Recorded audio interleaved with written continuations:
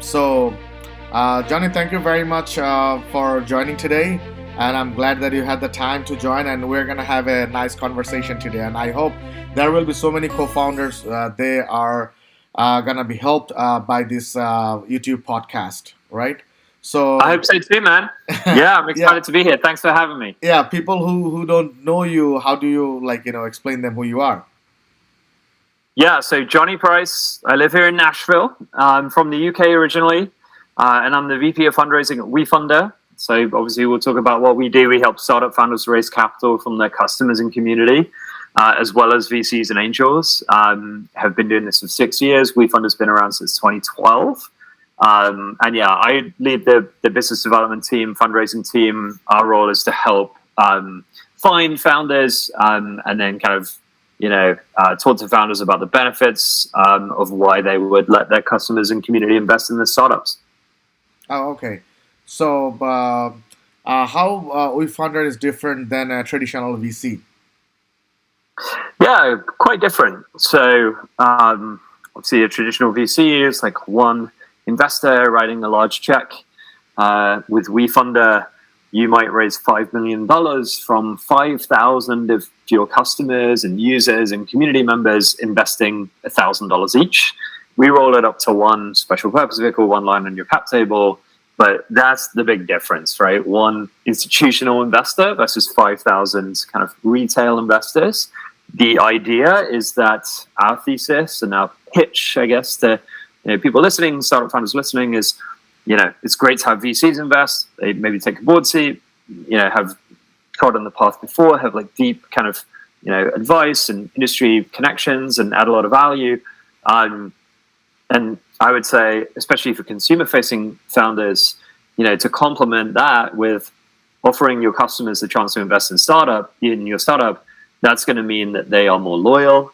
They're going to spend more money with you versus your competitors. They're going to be more passionate brand ambassadors. And so for me, like you can, there's a lot of startups that just want to do the VC route. There's going to be some startups that just want to do the Wefunder community round route. And there's a growing number of startups that say, I actually want to do both. It's great to have VCs invest, great signal, add a ton of value. And it's also cool to let my customers and community invest, because then they're going to love me even more. And so, yeah, our vision is that startup founders are both. If you are on that VC path, and obviously the VC path is not for everyone, but if you are on that VC path, then by all means have a VC lead and price every round, but allocate 10%, 20% of your round to let your customers invest on the same terms as the VC. Mercury Bank is a great example of that. Probably a lot of your startup founder listeners, readers, bank with Mercury. I think after the SVB crash, they were the second biggest recipient of funds after JP Morgan.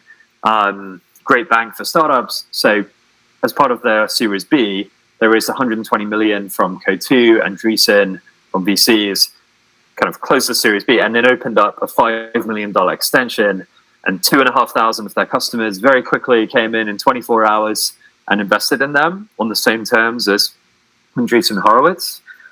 So that's a really good example of, Series B startup raising both from VCs and from their customers and community as part of the same round. Wow, that's a great answer.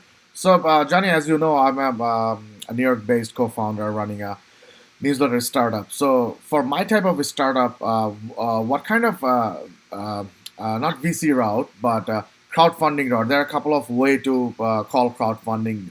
So what kind of crowdfunding would be suitable for me, you think? Yeah, that's actually a great question. So there's kind of, I think, two main kind of flavors of crowdfunding. The first is kind of Kickstarter, right? Or Indiegogo, it's called perks-based crowdfunding, right? So, you kind of, it's almost like a donation, you're getting a discount on a product. What we do at Wefunder is called investment crowdfunding. We actually don't love the term crowdfunding, partly because it's kind of usually associated with perks-based crowdfunding, and this is something quite different. But we like the term community round. You run an angel round, a friends and family round. This is a community round. You're letting your community invest. But yeah, with investment crowdfunding, with Kickstarter, you're giving a perk, a discount on the product, something. With Wefunder, people are investing in your startup. Usually that's equity. Sometimes it can be a debt offering. So we've done loans. revenue share-based loans or kind of loans with an interest rate. But the vast majority of what we do is equity, whether that's a SAFE, a convertible note, or a price round. And I think Wefunder is a great fit, whether it's the first money that you're bringing into your company. I don't know how much capital you've raised for Venture Pulse, but if this is the first 50K into the company, I would say Wefunder is a good mechanism to do that through. Or if you're raising $5 million in a day from thousands of customers as part of your Series B for a much more established company, I think more established companies also should be letting their community and customers invest. So if the average raise on Wefunder is 500K. We probably had about 20 companies max out the 5 million. 5 million is the maximum that the SEC allows startups to raise per year through this regulation crowdfunding exemption. So $5 million is the max, 50K is the minimum, 500K is the average. Oh wow, that's a great answer. So, okay, cool. Who's a perfect Wefunder candidate, and what kind of startup shining in the platform? Hasan is.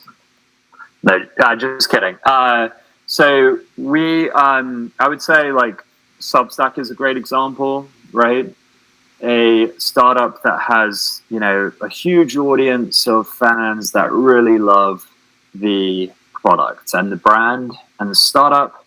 And so when you go to them, my dream would be Superhuman. I love Superhuman so much. Do you use Superhuman? I heard of it. I covered the news, but I don't know.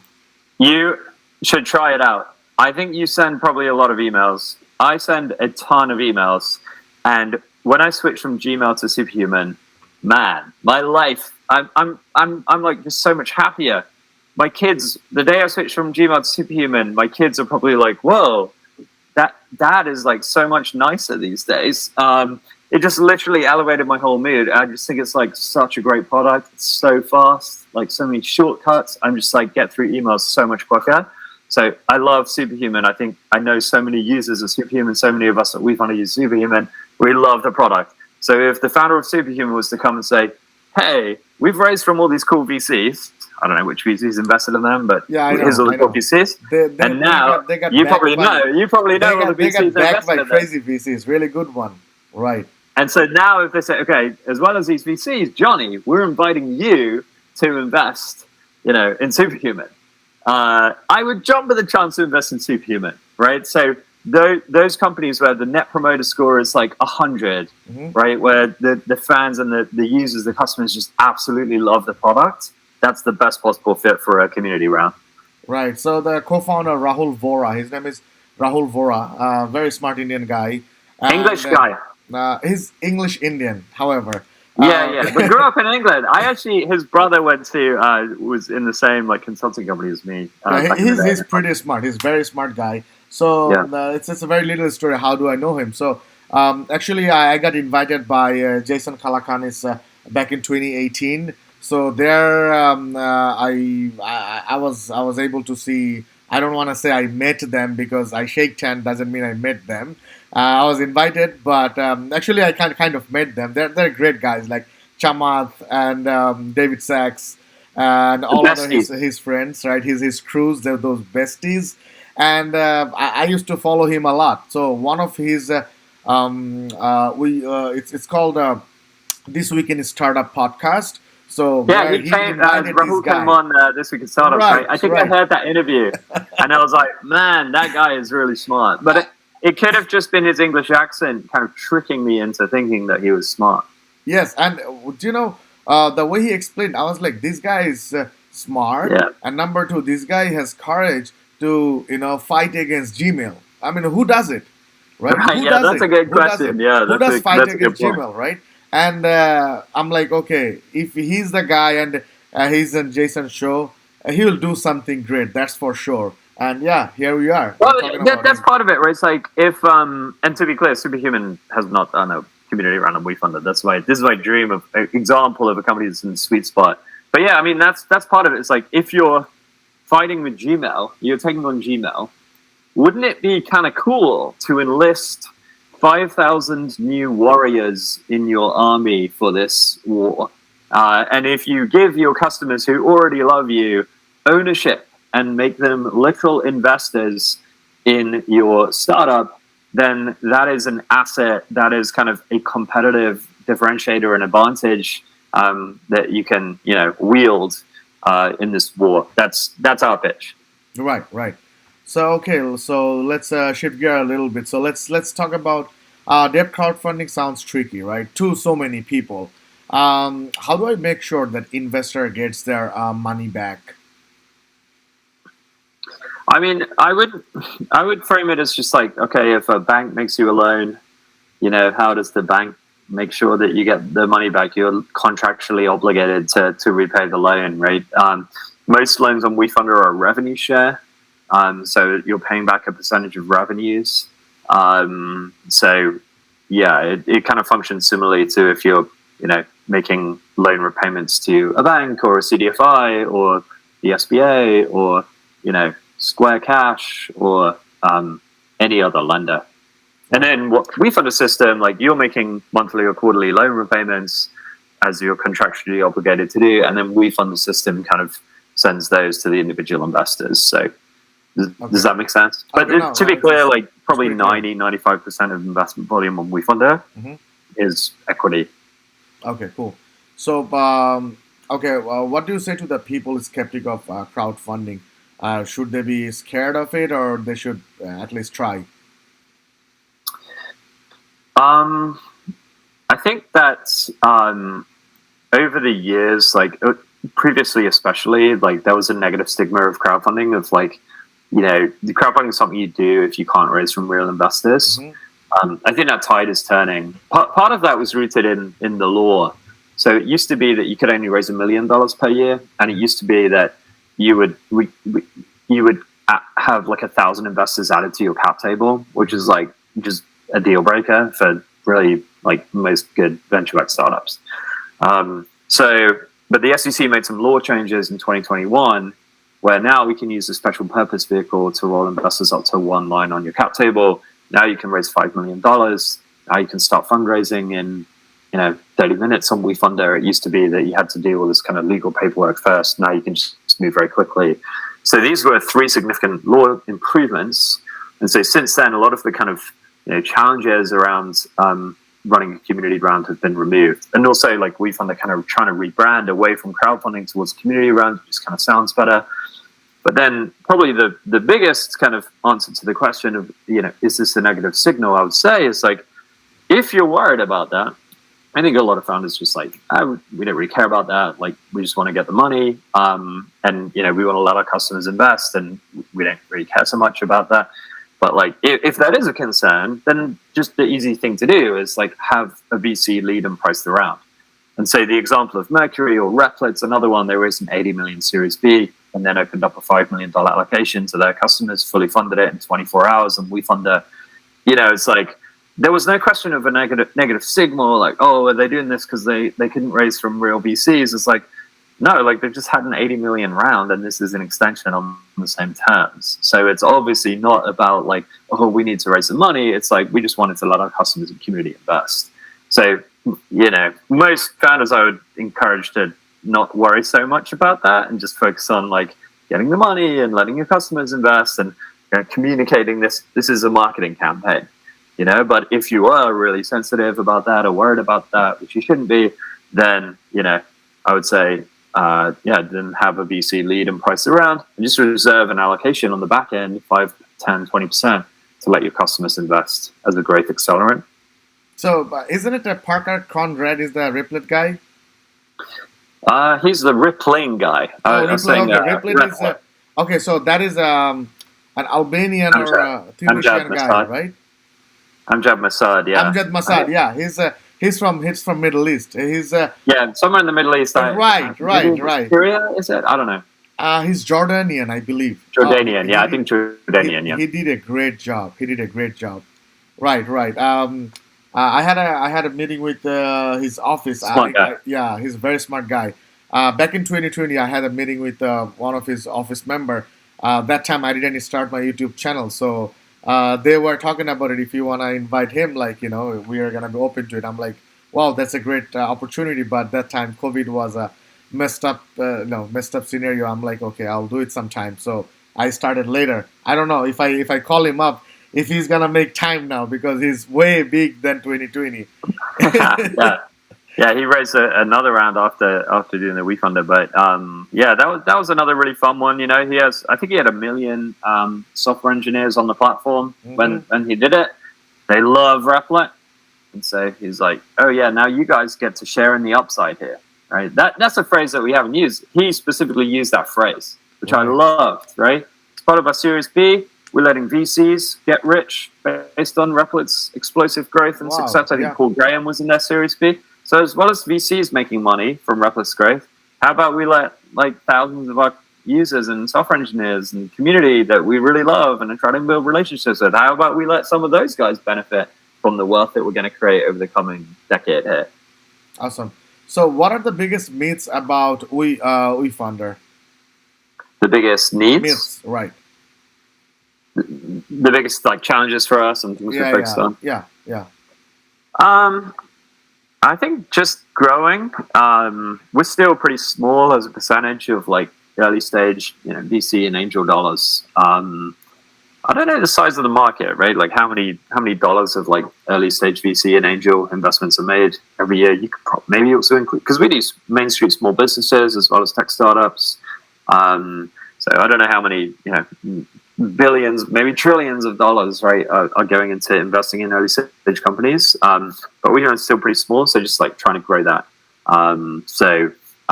Yeah, we're a small team, and we're trying to grow the team right now. But yeah, that's the biggest challenge.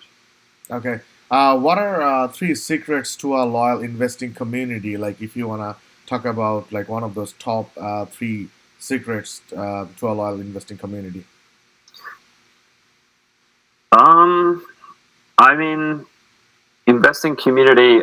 In terms of like for WeFunder, I mean, I've been listening to Andrew Chen's book about marketplaces, the cold start problem right now. And so he's talking about like what's the hard side of the marketplace. And I think for us, the hard side of the marketplace is founders, right? So we've got to, if we get, a Replit or a Mercury or a Substack or a Levels or an Arrived to launch on WeFunder, then, their community, their customers are going to flood in to invest in that. And the demand side of the problem, the investor demand side of the problem takes care of itself.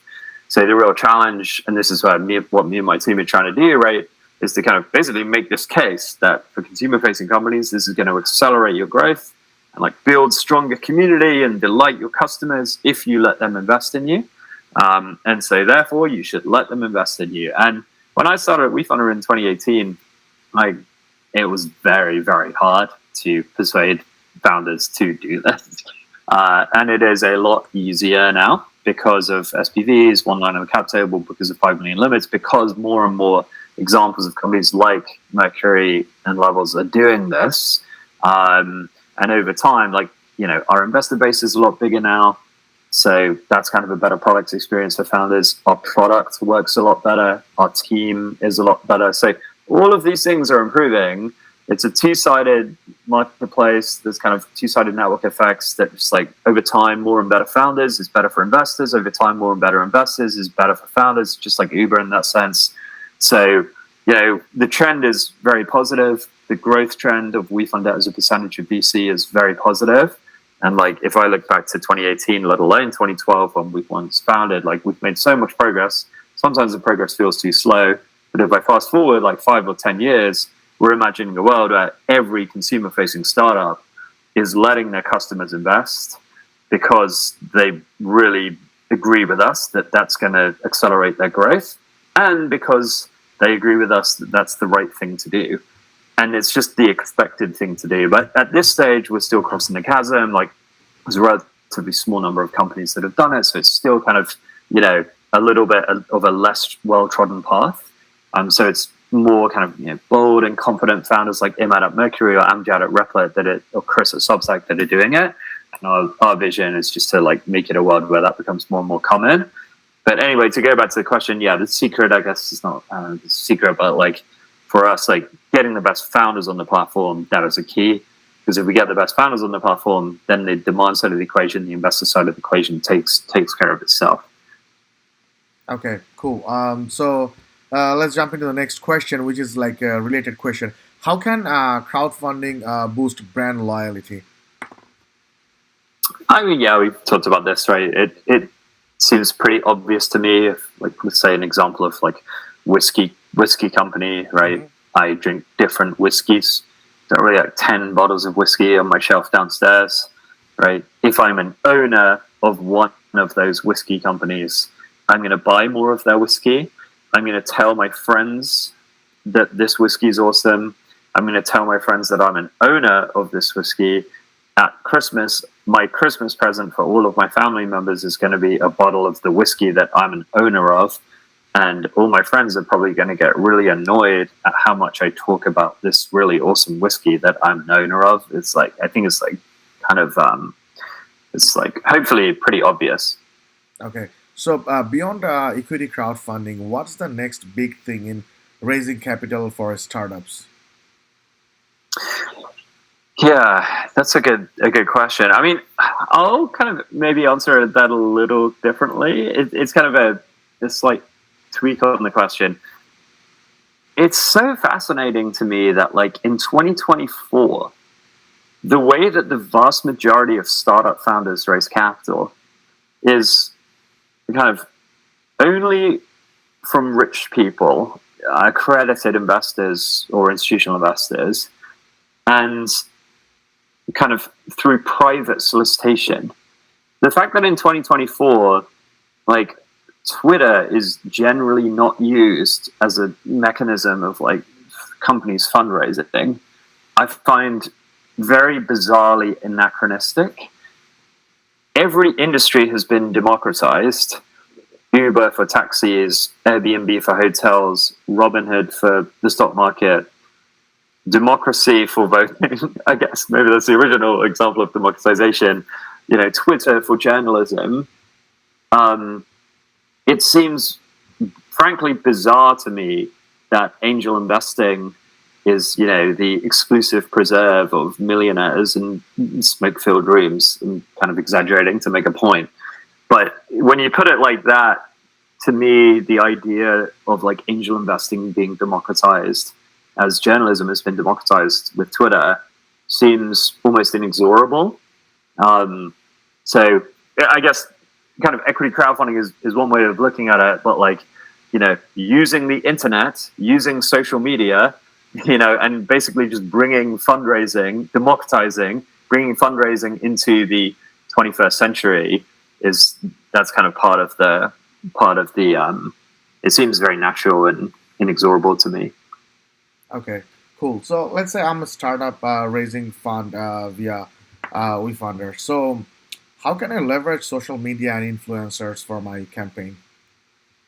Yeah, I mean, in any way you want, kind of. There's very few restrictions on your ability to market and promote the campaign. You can't like say false things, obviously, and or like there's limitations around projections and stuff like that. You also can't talk about, this is a little more specific, but you can't talk about the terms of the offering of the platform. So you can't say we're raising a safe with a 10 million valuation cap and a 20% discount.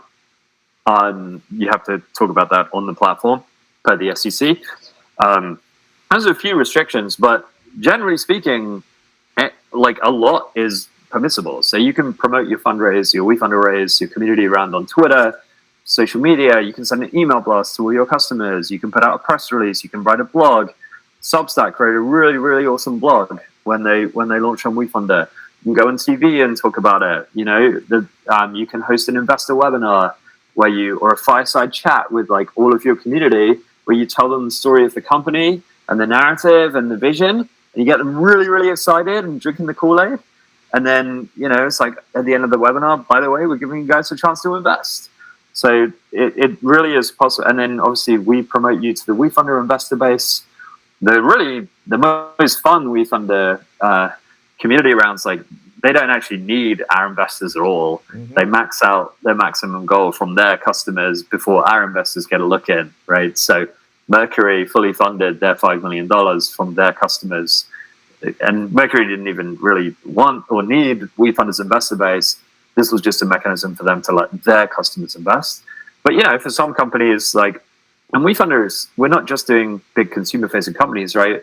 We're doing biotech companies, we're doing B2B companies, we're doing all manner of different companies. And so sometimes, a founders community maybe gets them halfway there, and then the Wefunder investor base is like, oh, that seems really interesting. And so part of the promotion and the marketing is not just like what the company is doing themselves, but also like what Wefunder is doing to push it out to our audience. So, two related questions.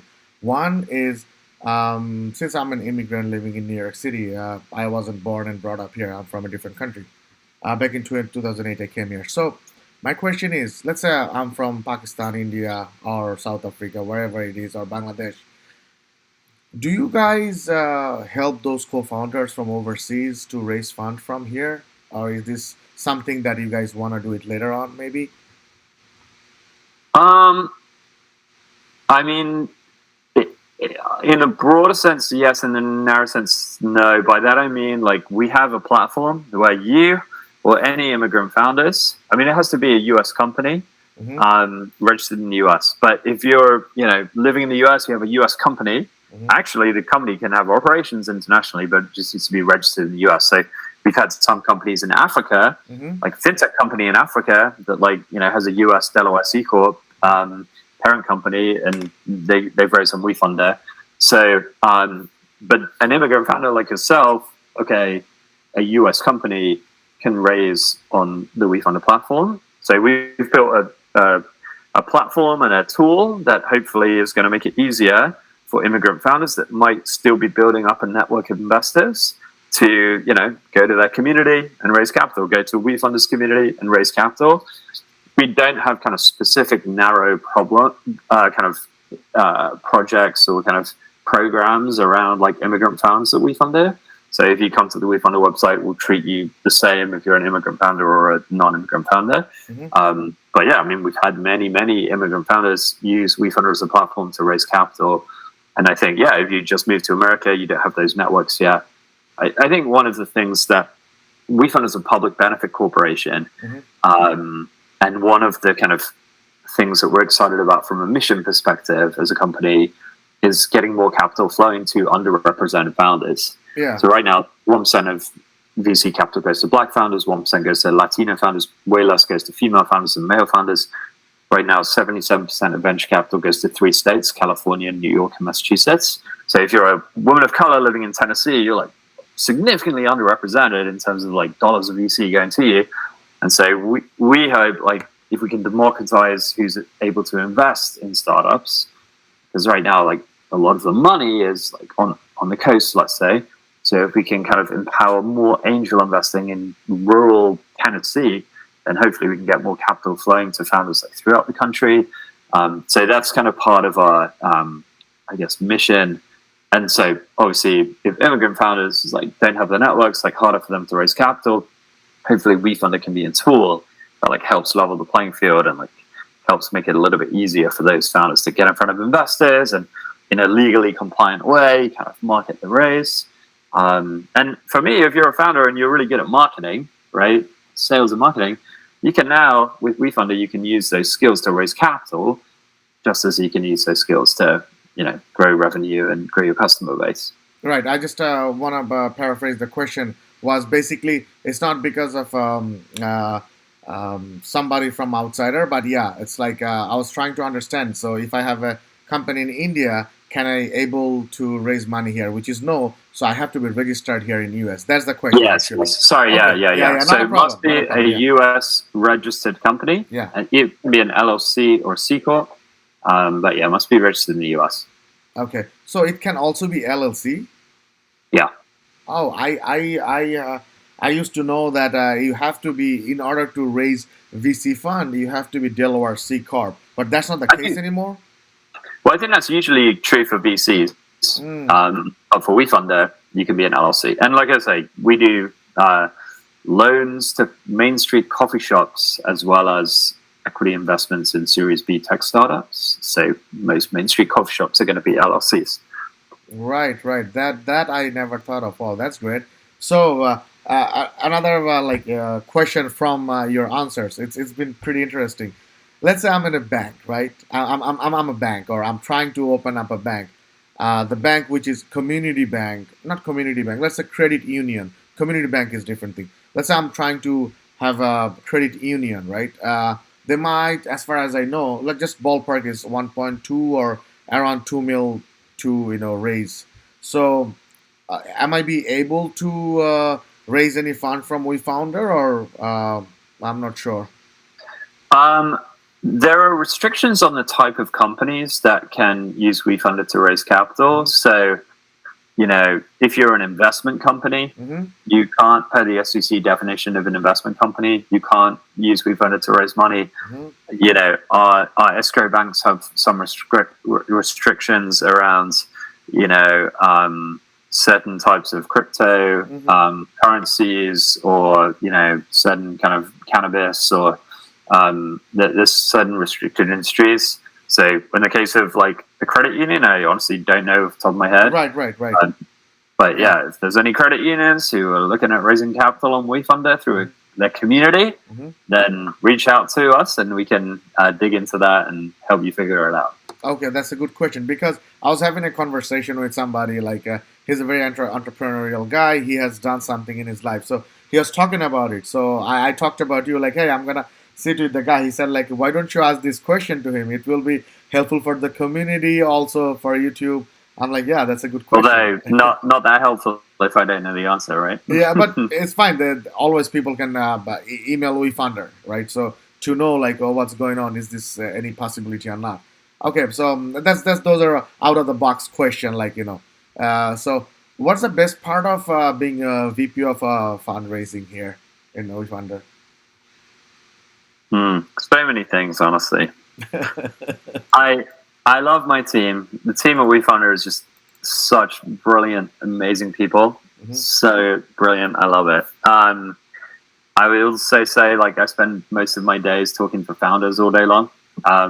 Just brilliant people, like starting companies, chasing their American dream, like changing the world for the better. Just leaders, inspiring their teams, and like taking action is just so cool. I'm just talking to founders all day long. It's like such a privilege.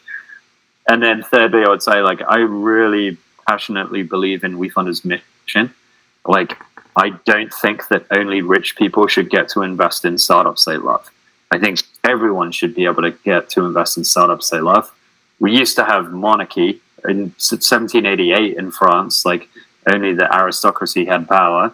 And now we have democracy and everyone has a vote. And like no one wants to go back to the monarchy, like in politics. And it just seems unfair to me that like only rich people get to invest in cool startups.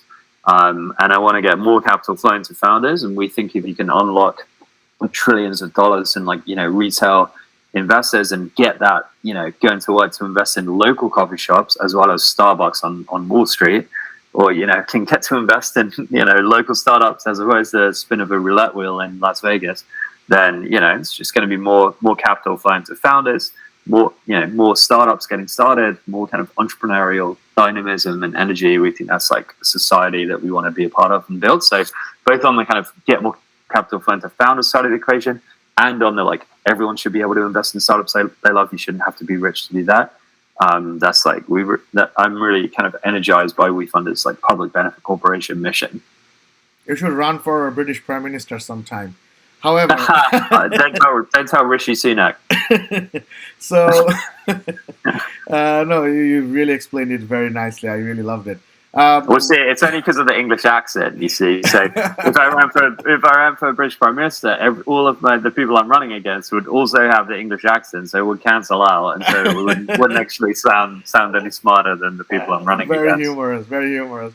So, what keeps you up at night? Like, is there anything like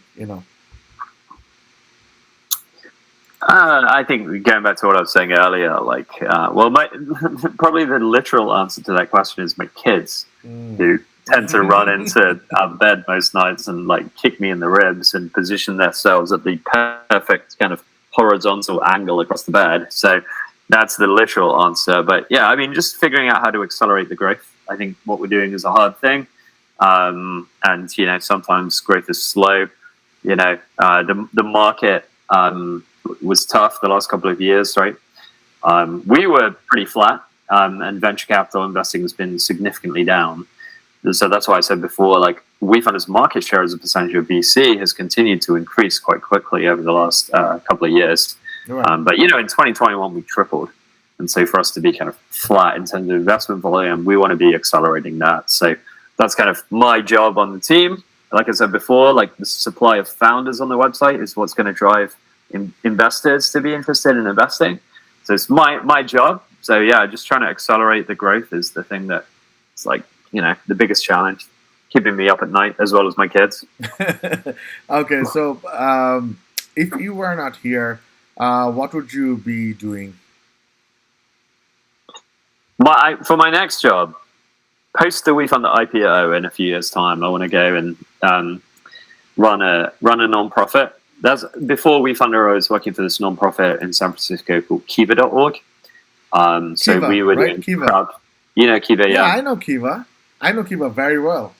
That's cool. Yeah. So Kiva, great non-profit, like having a really awesome impact in kind of microfinance, mostly in Southeast Asia, Africa, Latin America.